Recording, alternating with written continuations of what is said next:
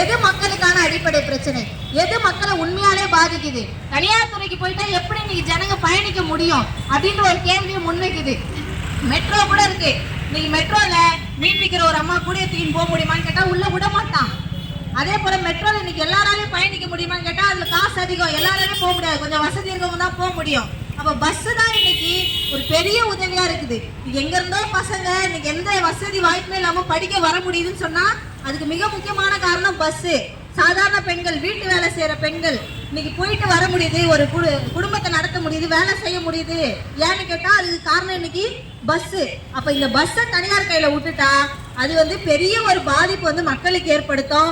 அது மட்டும் கிடையாது, இன்னைக்கு பல இளைஞர்கள் இன்னைக்கு பெரிய படிச்சு பெரிய இடங்களுக்கு போகக்கூடிய இளைஞர்கள் இருந்தாலும் சில பேர் இன்னைக்கு இந்த மாதிரி பஸ் கண்டக்டர், டிரைவர் இப்படிலாம் போகும்போது ஏன்னா இதெல்லாம் அரசாங்க வேலை இல்லையா, ஒரு பாதுகாப்பு இருக்கும். நம்ம கஷ்டப்பட்டா நம்ம பிள்ளைங்க ஏதோ ஒரு அரசாங்க வேலைக்கு போய் சேர்ந்துனோம் தான் ஒவ்வொரு அப்பா அம்மாவும் நினைப்பாங்க. ஏன்னா இது சமூக பாதுகாப்பு இருக்குது.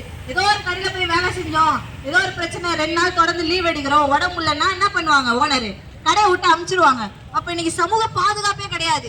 ஒரு மனுஷன் இந்த சமூகத்துல வாழ்றான்னு சொன்னா அவனுக்கு ஏதோ ஒரு பிரச்சனை, உடம்பு சரியில்லைன்னா கூட லீவ் எடுக்க முடியாத சூழல் இருக்கு.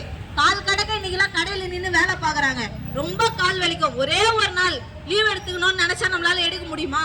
ஓனர் என்னைக்கு லீவு தராரோ அன்னைக்கு தான் லீவ் எடுக்க முடியும். அப்படியான சூழல் இருக்கு. ஆனா இன்னைக்கு போக்குவரத்து தொழிலாளர்கள் 24 மணி நேரமும் உழைக்கக்கூடிய ஆட்களா இருக்கிறாங்க, பஸ் ஓட்டுறாங்க. அவங்க இன்னைக்கு அரசு பணிகள் ஏதோ ஒரு வகையில் நம்ம பசங்க பாதுகாப்பா ஒரு அரசு பணிகள் இருப்பாங்கன்னு நினைச்சுதான் நம்ம இது பண்றோம். ஆனா இந்த பேருந்து இதெல்லாமே தனியார் கையில போயிடுச்சுன்னு சொன்னா இதுவுமே பாதிக்கப்படும். இன்னைக்கு ஜிஹெச்ல எல்லாம் போய் பாருங்க, போய் வேலை பாக்குறாங்க, 8000 ரூபாய் சம்பளத்துக்கு வேலை பாக்குறாங்க. இன்னைக்கு கான்ட்ராக்ட் கிட்ட போயிடுச்சுன்னா இதான் பிரச்சனையே. அப்போ பஸ் எல்லாம் தனியார் விட்டா இன்னைக்கு நம்ம பிள்ளைங்களை போயிட்டு பஸ் கண்டக்டர், டிரைவர் ஏதோ ஒரு வேலை கலப்பணும்னு சொன்னா சம்பளம்ங்கிறது ரொம்ப குறைவா இருக்கும். போனஸுக்கு எந்த ஒரு அடிப்படை உரிமைகளுமே கிடைக்காது தனியார் கிட்ட. அதனாலதான் இன்னைக்கு நாங்க நின்று இப்ப கத்துன்னு பொதுமக்கள் எல்லாருமே இதுக்கு ஆதரிக்கணும். ஏன்னா இது மக்களுக்கான பிரச்சனை. பஸ்ஸை தனியார் மயமாக்குவதை ஒருபோதும் நாம அனுமதிக்க கூடாது.